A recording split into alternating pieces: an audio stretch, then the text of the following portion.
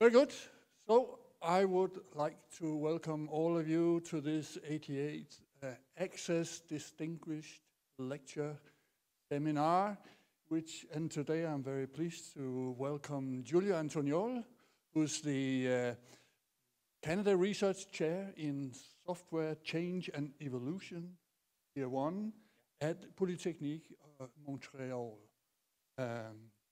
Giulio did his PhD also in Polytechnique of Montreal, and he has a long and distinguished career in software engineering, mainstream areas these days like software change and software evolution, requirements tracing, repository mining, and many other topics that we are fortunate enough to do soon.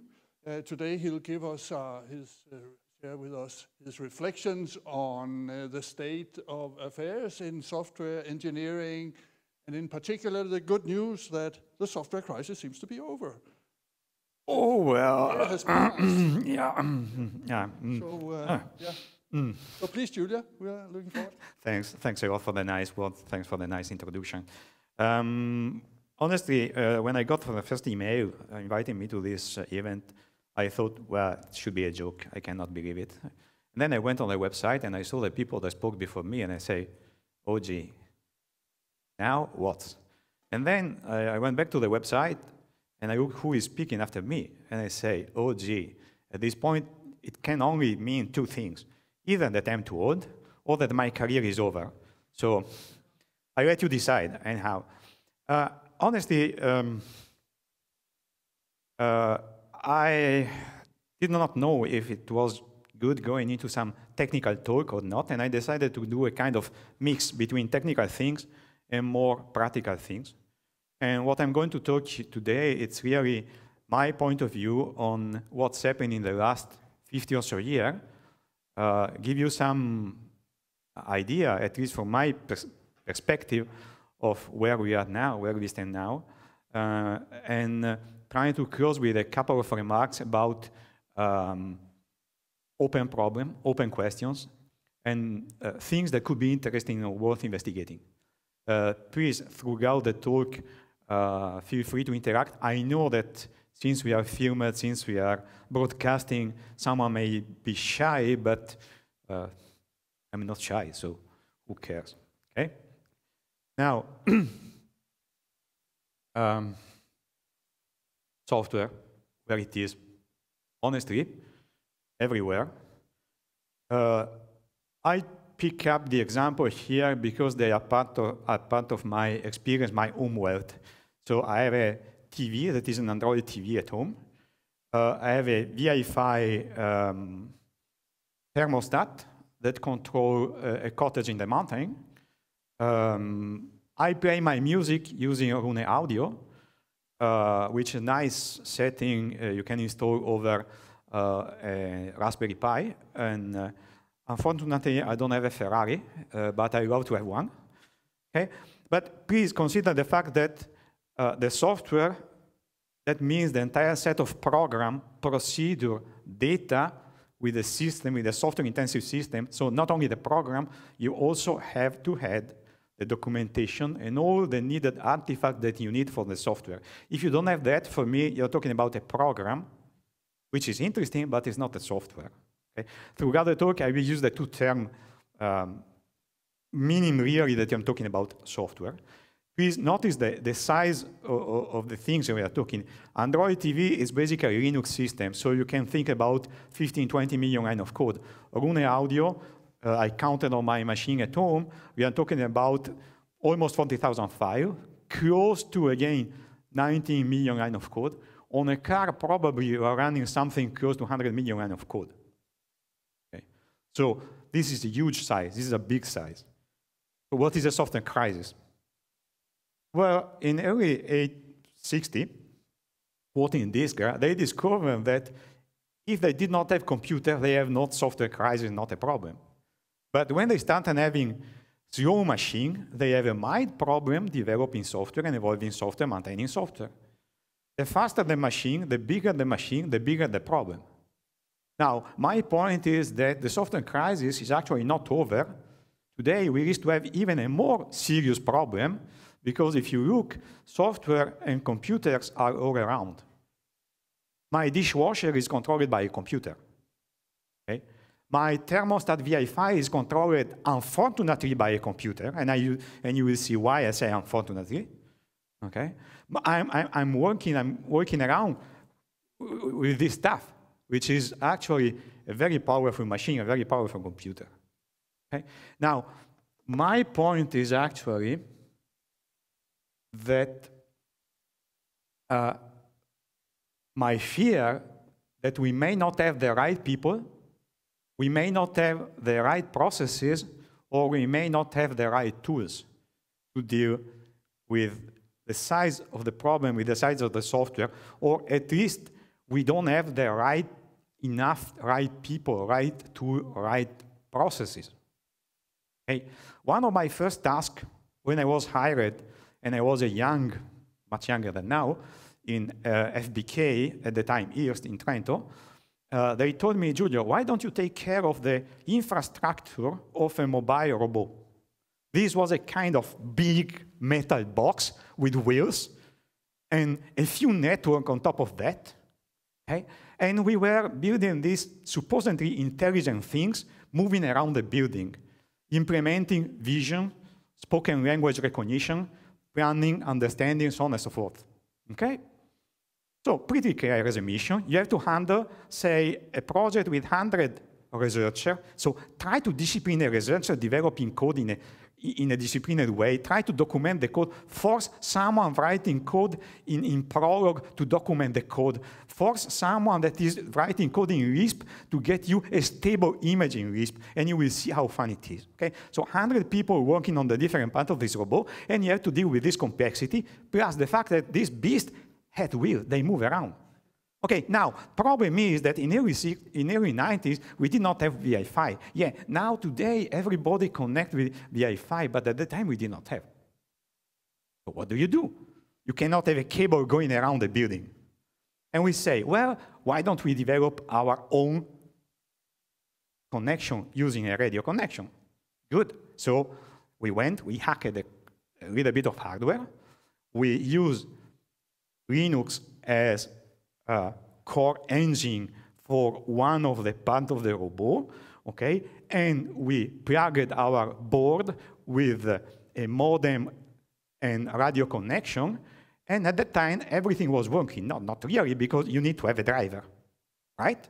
You need a driver to insert in the kernel in the way that then the kernel can talk to the driver, and you finally have the communication over the air. So at that time, I was working with a very clever guy, Roberto Flor, which is really, honestly, I believe is a genius. And I had the right guy. We had the right tool. We developed the driver. Fantastic. So after a while, the driver was working. We were able to communicate. Not at very high speed, but enough for the task of sending command and high-level planning to this machine. And I went to my boss and I say, it's working. Let's go to holiday. Give me the holiday. Wow, he gave me 3 weeks of holiday and I went fishing in Canada. Wow. You go back. Try to recompile the kernel. Bam. The kernel no longer compiles. And you start feeling a chilly sensation. And you go and look. The code is no longer there. So I went to talk to my friend and I said, but Roberto, I don't find the code of the driver. And he told me, well, I update the kernel. Of course it's not there. Wait a minute, did you do a backup? No. So I had the right guy, I had the right tool, but I did not have the right process. No one did a backup. So they threw away the code and we had to redevelop again the driver because no one had a copy of the driver. So my point is that you may have the tool, you may have the people, but if you don't have the process, well, it may not work. Do we have a problem? Well, I don't know what you think. This is just number grabbed randomly from the net. So apparently there has been a statement made by Google people that say that have 2 billion lines of code. Okay? 2 billion lines of code. 25,000 people working on the 2 billion lines of code. And every day, they do something like 45,000 transactions. Okay, if this is not a problem, tell me what is a problem. Because if just a transaction takes half a second, it takes just 24,000 seconds just to handle the transaction, not to mention handling the conflict between the transactions, not to mention all the stuff that you need to have to keep running 25,000 transactions in a day from 25,000 people spread around the world. Right. Part of the problem, I do believe, it's that I cannot see the software. I cannot touch the software. I cannot weigh the software. I cannot measure the software. Don't get me wrong. I know there are the software metrics which capture some property of the software, but you know what is this? It's a phone, right? So if I put the phone like there, what could happen? It fall down, right? So we agree that if I move a bit the phone goes down. I don't do it because otherwise I will be without a phone, right? Where is the problem? This is a piece of code. So you agree immediately that there was a problem. Okay. Is there a security problem? Yes, it is. Because there is the flag E after the regular expression, which means evaluate as a piece of code. So you take the third parameter that is a string, you match executing the second parameter, and then you execute the result of the matching as a PHP code. So this is a piece of code that is prone to injection. But you see the point. You immediately grasp that the phone could fall down, but it takes someone explaining you where is the problem to see where the problem is. Okay? So one of my points is that we live in a three-dimensional world. We understand very well the geometrical world where we live, the thing that we can touch. The software is something that is much more immaterial, and we have more problem dealing with software than with other things. Now, having said that, I also think that there is a difference somehow between coding and engineering, okay? And not all coders are software engineers. Software engineering is really applying engineering practice to the software development, okay? So if something is a piece of software has an effect on the world, from my point of view, you are doing really an engineering job, okay? You mentioned, the problem is that 10 years down the road, you may not really know what your code will be used to do. As an effect on the world, I mean different things. Okay? The most notable one, it's just something like this. Okay? You know, February, a Google car, an autonomous vehicle, smashed against a bus because the rule encoded into the software of the car did not give priority to the bus on the turn. Now, here there are two things that are interesting. That is, capturing the knowledge and representing the knowledge is difficult. The second thing is that we may not yet have the model of responsibility. Who is responsible on this? Is it the car owner? Is it the programmer? Is it the chief architect of Google that decided the architectures? Okay.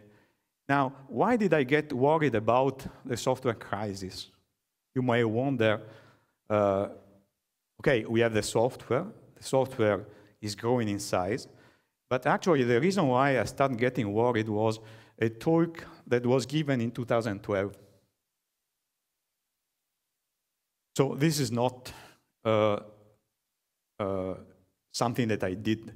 I asked a friend of mine, people that I know, Pierre Labrèche, to give me this material. Actually, I suspect that this material is from Dan Ward, a savvy manager. And the material was used by Pierre Labrèche in 2012 in Montreal to a keynote. And what it tells you is the size of the software that are on a different model of airplane. And basically what this figure shows is that the software double in size roughly every 4 years. Okay? So on the B777, you have 4 million lines of code. On the A330, you have 8 million lines of code. And basically, every 4 or 5 years, you double the size. Now, the worrisome fact is that it seems, according to some estimate, I don't believe too much in Kokomo model, but according to Kokomo model, they estimate that with this size of increasing, doubling every 4 years, they may end up with the next generation of airplane with more than 100 million lines of code, ranging to the 200, 300 million lines of code. And the cost of developing that software from scratch is simply unbearable. So we may not be able to develop the next generation. The risk is that if we don't find a clever way, a better way, a non-brute force way to develop software more effectively, we may not be able to develop the new generation of airplane. Do you get what is the meaning, the message here? Is the problem of how do we do it? And then the question is, how did they do? Why, how did they do? Okay. So I am a university professor, forgive me. But part of my heart is still on the technical problem and on the code.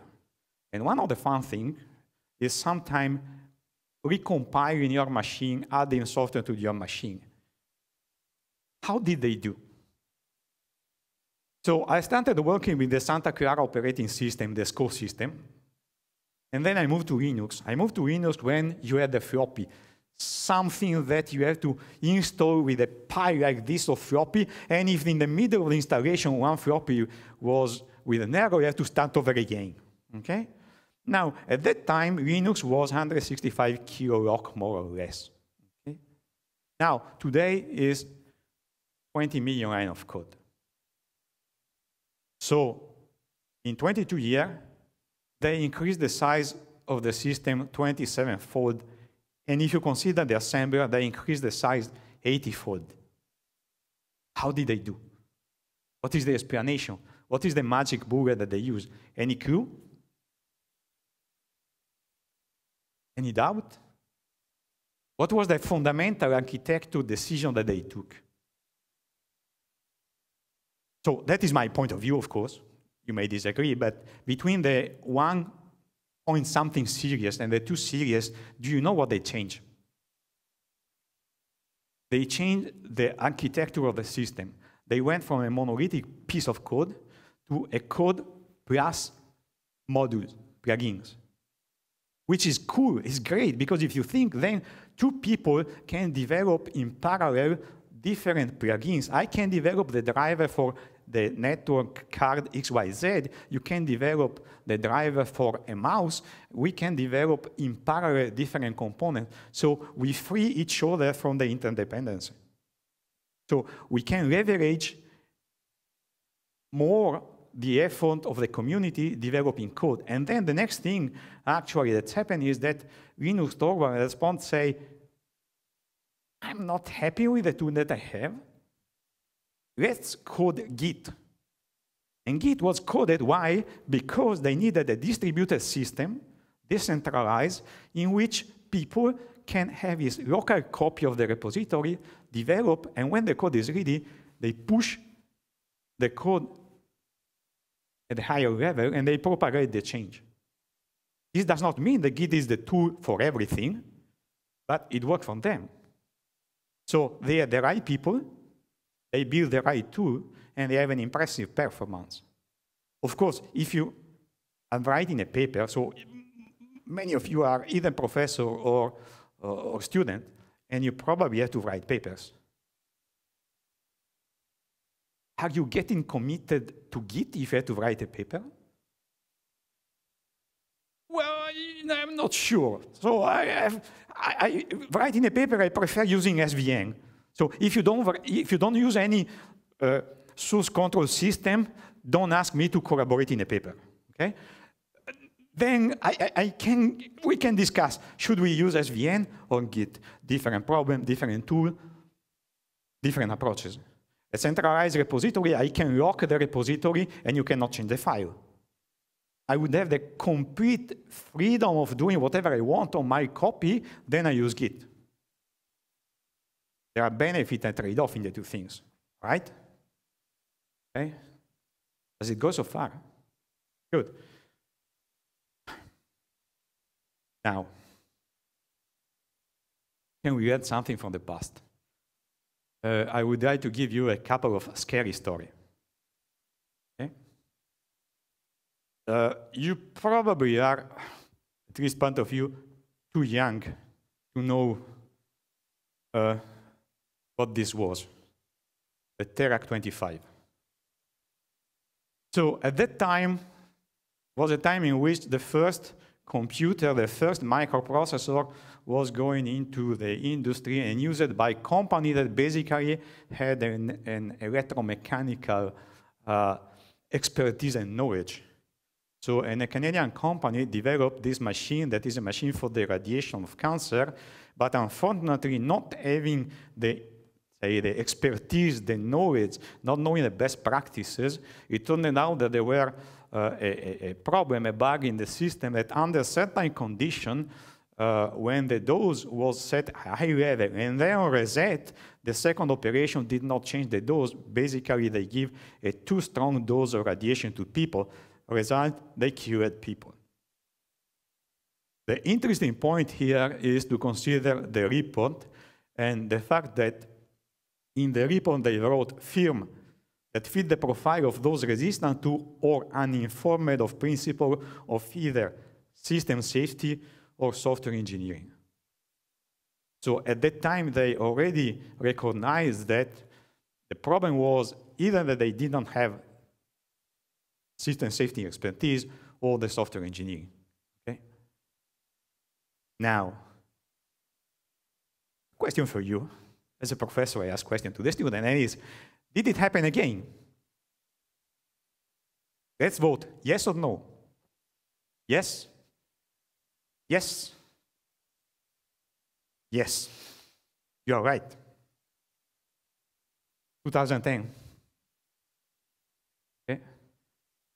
Similar machine, a beam constrained by some jaws, a cone. If the jaws are not inside the cone, then there is a leak of radiation.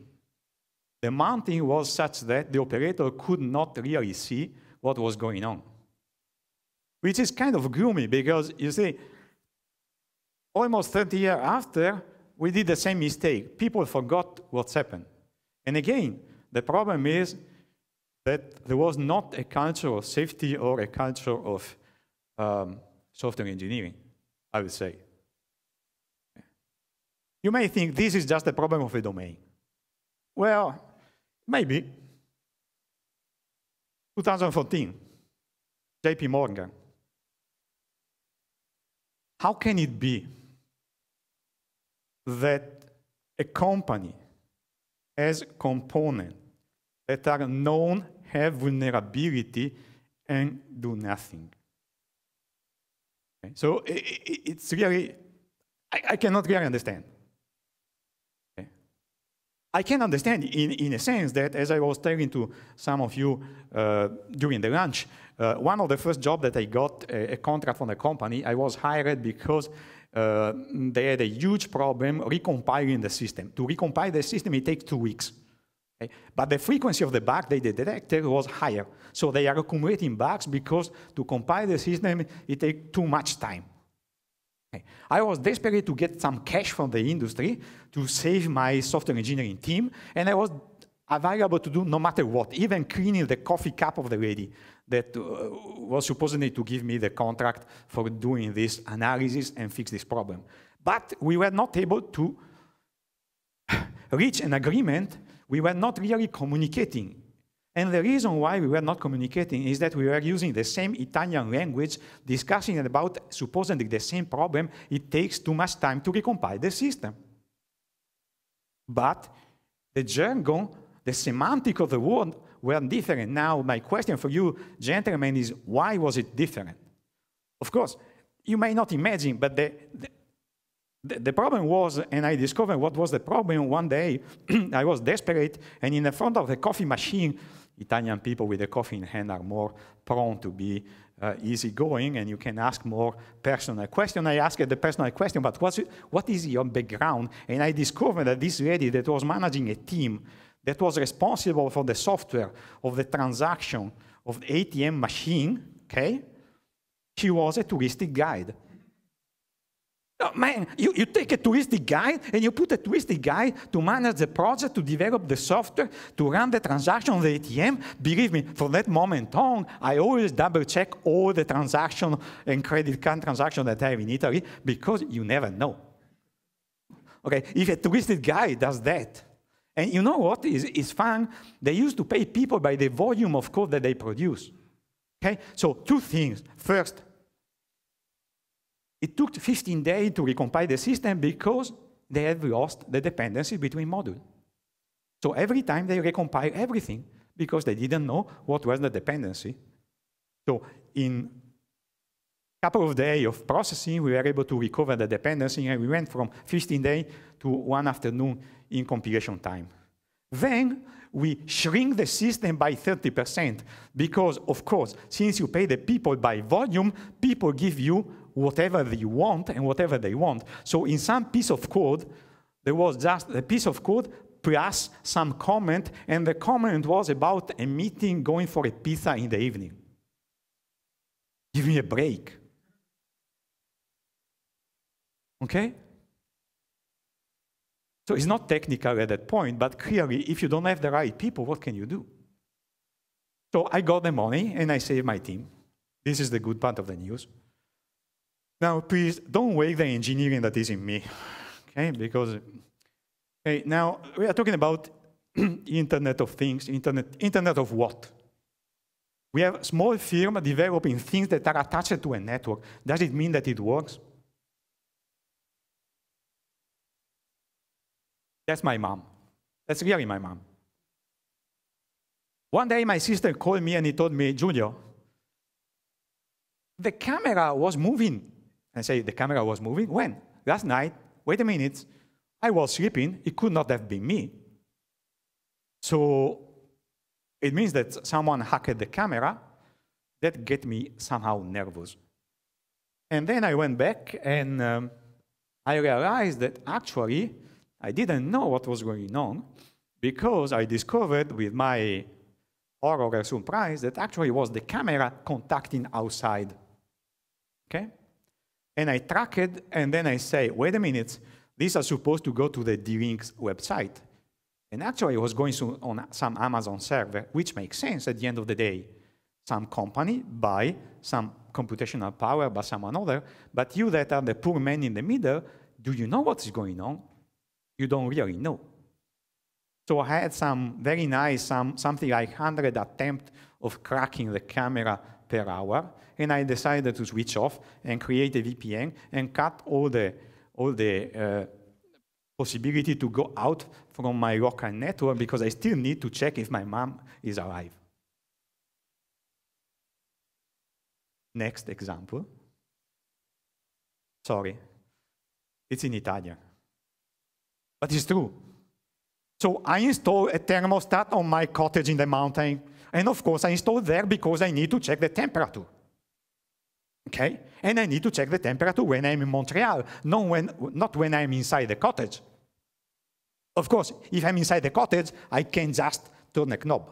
And then I got an email from the company that say, oh, by the way, we discovered that there is a vulnerability and someone may hack your thermostat, get your data, and change the temperature. So we strongly suggest you that you close the port 80 and you don't connect the thermostat to the internet. No, wait a minute, you sold me a thermostat that I can control from the internet, and then you send me an email and you're telling me you have to switch it off because it can be hacked? Oh no, but we are going to send you an update of the firmware. 3 years after, I'm still waiting the firmware update. This is not a joke. Unfortunately. Now, can I ask you a question, gentlemen? I know I am not in the right place, but I can ask it again. What is this?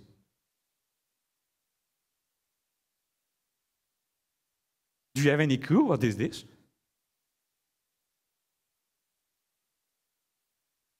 Yeah, it's a gearbox. Yeah. How many of you know how to drive a car?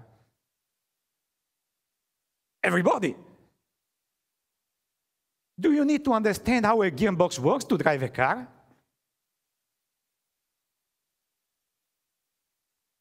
Why do I need to understand that protocol to configure my stuff at home? So, you see, there is a problem here. Usability seems not to be part of the equation. I'm a user, but usability seems not to be really the focus of this small firm, this small company. But usability is one of the characteristics of the software that you should consider, especially if you have a market, all right? Okay?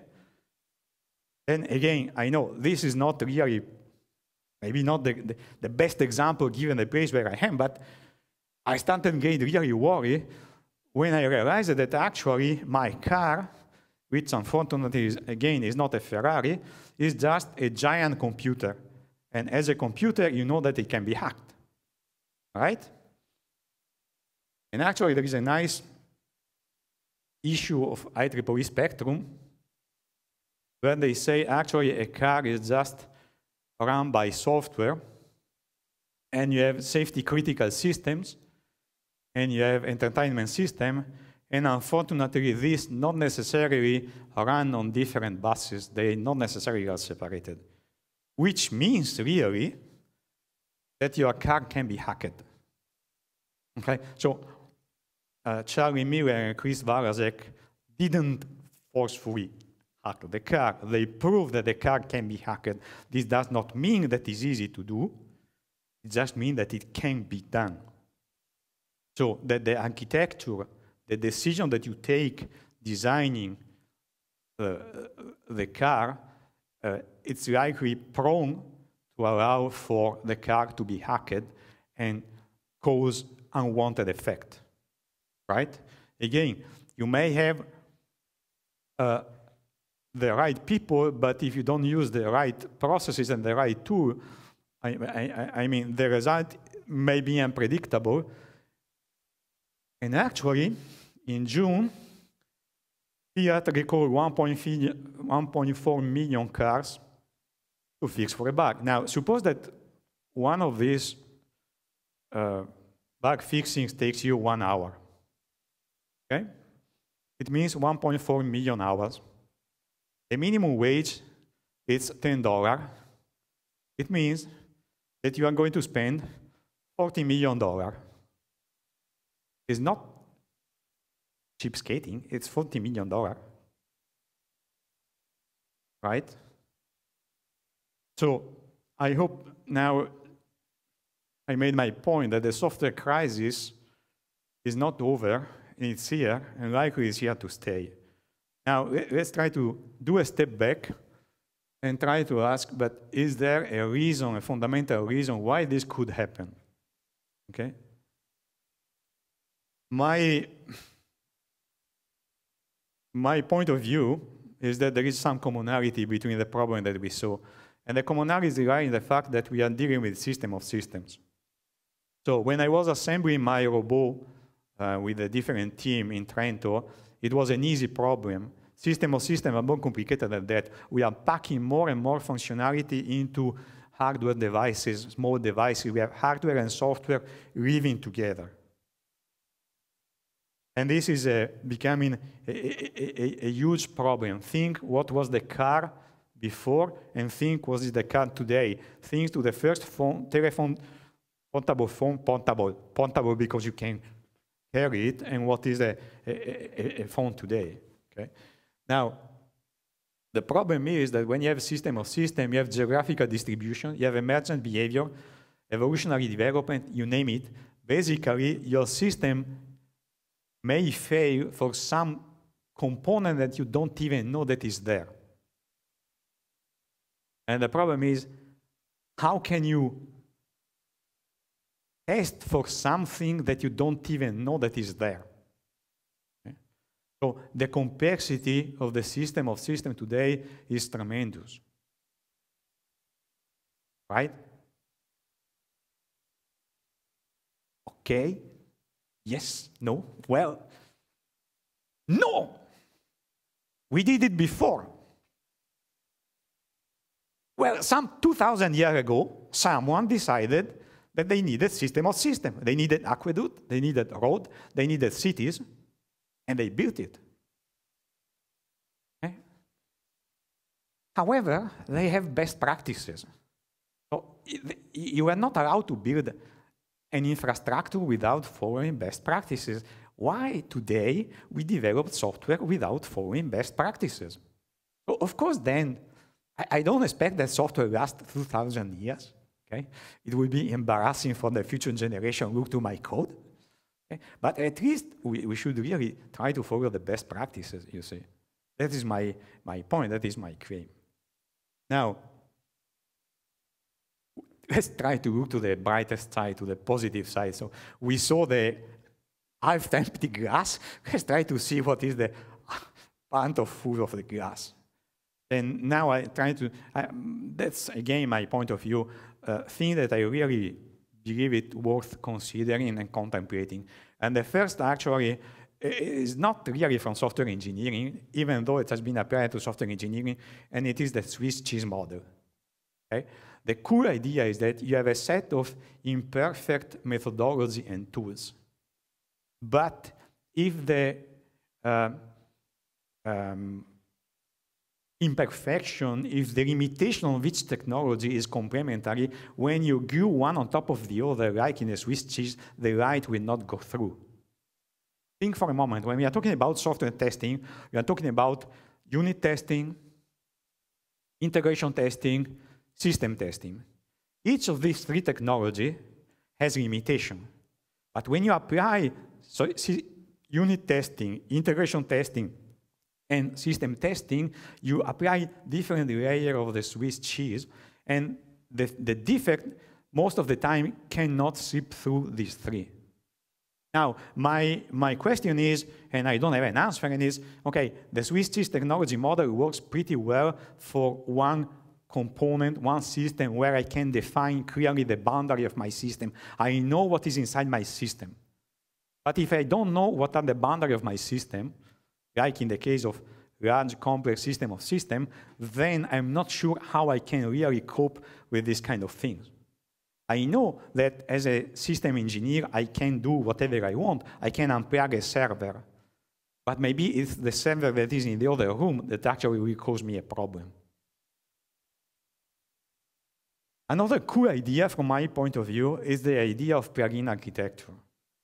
Okay? The plugin architecture lets develop code in parallel, let's develop large system. And if you think there are many systems today that are really developed with plugin architecture for two reasons. One, the development reason, so you can speed up the development. And the second, any clue? What could be another reason why the plugin architecture is a winning one? How many of you like music? How many of you use MP3? Okay. Why MP3 was not part of some standard Linux distribution or tooling around? It was a license problem. MP3 is copyrighted and licensed by the Fraunhofer.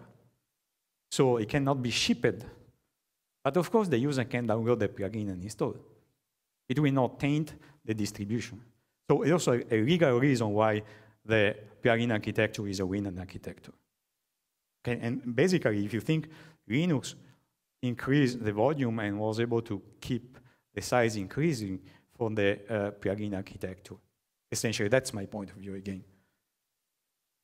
Cool idea, design pattern. You have a catalog of solutions that you can apply to your problem, right? And you can use tools to redocument, to find the design pattern. The only problem is that sometimes these tools are imprecise, so the number of false positives that you find is really high. So with my colleague, with some friend, I started working on this many years ago. We wrote several tools to redocument the architecture, detecting design pattern. It can be done, sure. Problem is, trying to reduce the number of false positives because people is not willing to go through a list of 1,000 candidates and tell yes, no, yes, no, yes, no, right? Another cool idea, the contrary of the design pattern, or the anti-pattern, spaghetti code, Swiss Army knife. So things that you should never do it. Again, you can detect automatically in your system, point the people and tell, listen, this should not happen, please fix it. Of course, the point of the last paper that I mentioned here, Fabio Palomba, Bavotta, Massimiliano Di Penta, Rocco, and Dennis, Andrea, it's if it's not fixed, if it's not broken, don't fix it. So you may have an anti-pattern, or you may have anti-pattern in your system. So this structure that you should not have because it causes usually a higher number of defects and a high change rate. But if this does not happen, keep it. Okay? So change if you need. Good. Now, please, what do you think about this? These are real method names and real type names.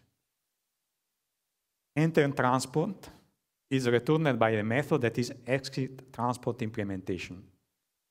The type control enable state is returned by the method name is disabled. Prior enemy implementation return a prior ally. So what do you think about this code? This is real code. Okay?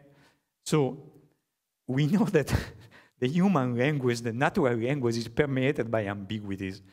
Unfortunately, this ambiguity also sometimes is found into the code. So we found instances where the semantics was the contrary between the signature and the type, between the parameter and what it does. Okay? We actually defined a catalog of this kind of beast that goes from really the opposite, the antonym,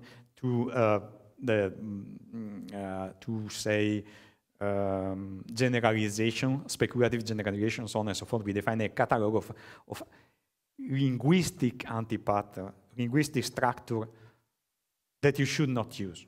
Again, you can automatically document and point the people. Do you think that they change it? Not necessarily. Because it may be too expensive, because the people is already accustomed that control enable state is actually returned by disabled, or for many other reasons. So we detected a few and we send a message to the people developing the code, and part was immediately fixed and resolved. Part of this were not resolved, and then we went and asked them why. And basically we got the answer, listen, yes, it's true. I didn't think enough when I was designing and writing the code, but now the code is there. All the people is using. Okay, I will do it in the next iteration during refactoring because at this point it's too expensive to do. Or no, I'm not going to do. It's too much use around the system and I need to change all around the system. Another cool, very cool idea that I saw a couple of papers recently, and I would really like to point it out. You know what is traceability? Traceability is really the ability to follow an artifact along the development or the evolution cycle. So I need to know that this piece of code corresponds to this element in the design and corresponds to this element in the requirement. If I know this, means that if I change this requirement, I know which part of the code I need to change. And if I change a code, I will know which part of the requirement I'm modifying. Okay. Now, this traceability information is mandatory in a certain system. Okay?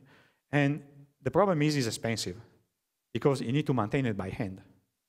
Now, recently, there has been a decrease in the cost of eye tracking system. And some people use the idea of tracking the eye of the developer on the screen and look into the frequency in which the developer points to the different element, fixing bugs.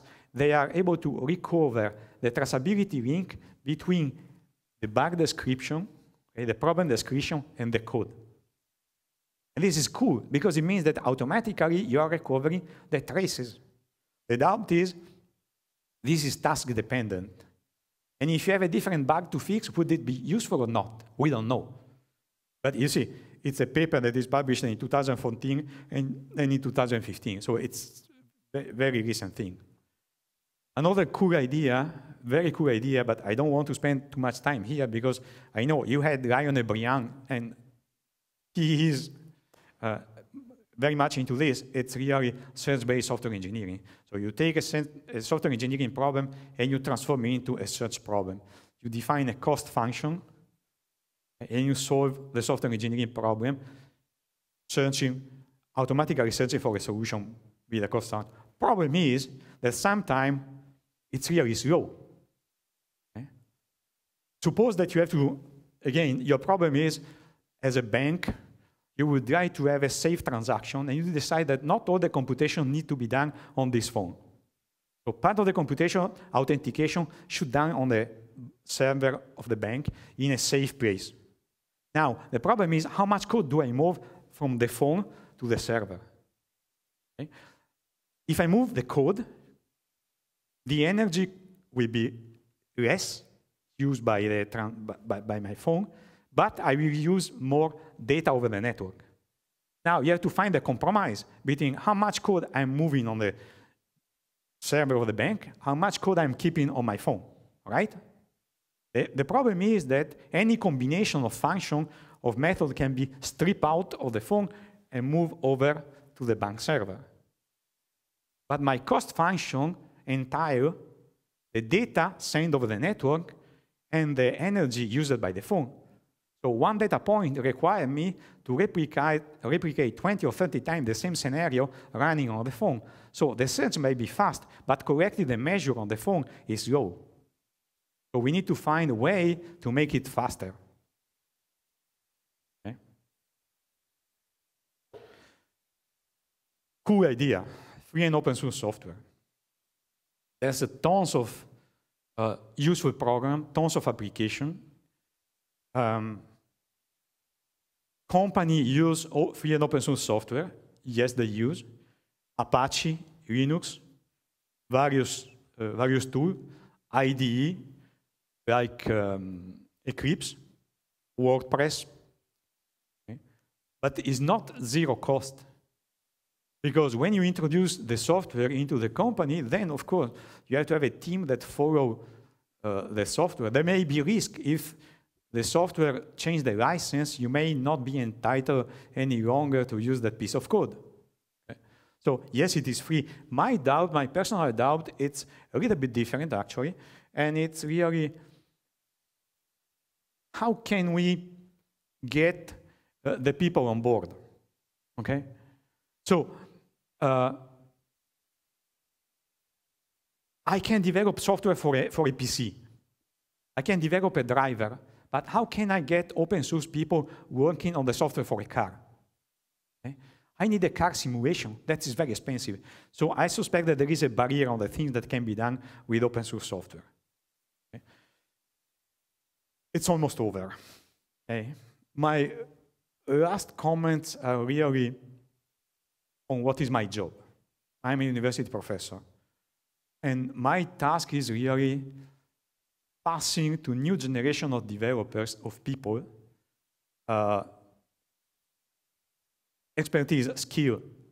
And one of the nice things that I saw recently was the talk of Grady Butch at TICSI. Okay?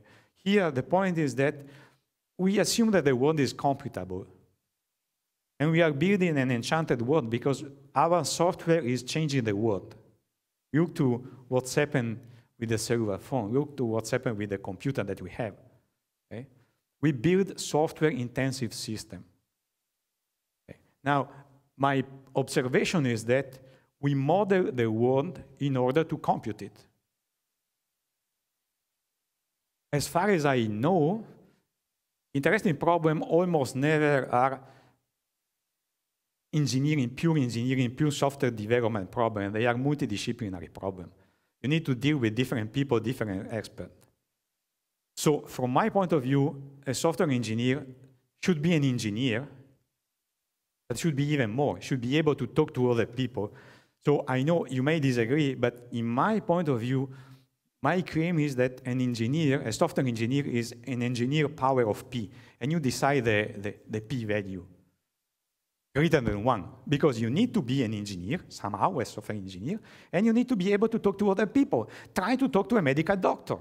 Try to do something with a medical doctor. I'm doing, it's fun, but it takes a lot of time understanding the jargon, the different way of thinking. What is easy for me is difficult for my fellow colleague, my medical doctor, my friend, and what is easy for him, well, it's impossible to me. When he tries to explain me what is the interaction between the protein and the cancer, I don't get it.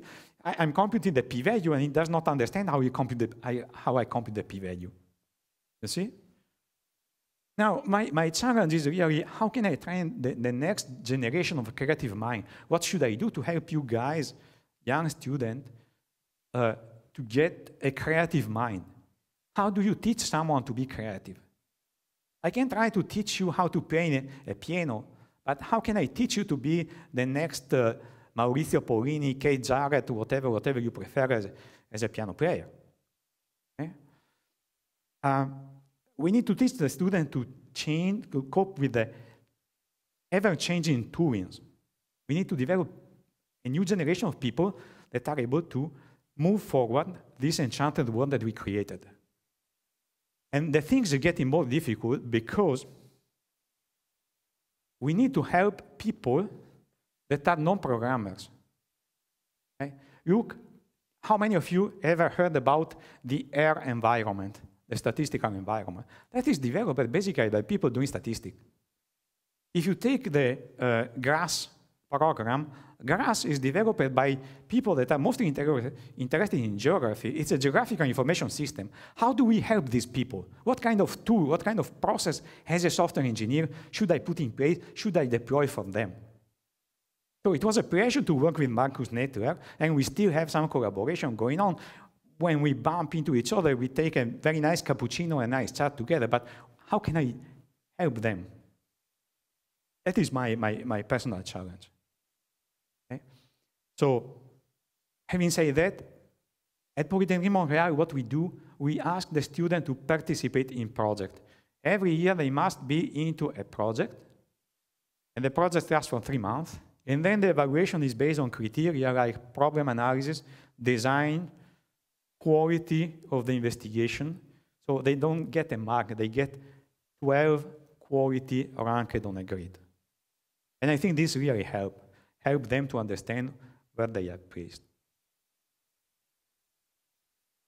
So overall, I think that difficult problem seldom, if ever, they have easy solution. We are building an enchanted world, but 10, 20 years down the road, we may not know what's happened with our software. You should try to do it following sound safety and software engineering criteria, applying best practices, or we go back before the Therac 25 example. In 15 years, we developed a set of tooling, of knowledge, going from the 3-book book of knowledge in software engineering, going through different tools that has been developed, design pattern, design anti-pattern, agile processes, model-driven development, and you name it. Okay? We need to teach people these approaches, these tools, and we need to help them to apply, because otherwise we are going back to square one. Thanks for your attention, and sorry for being longer than expected.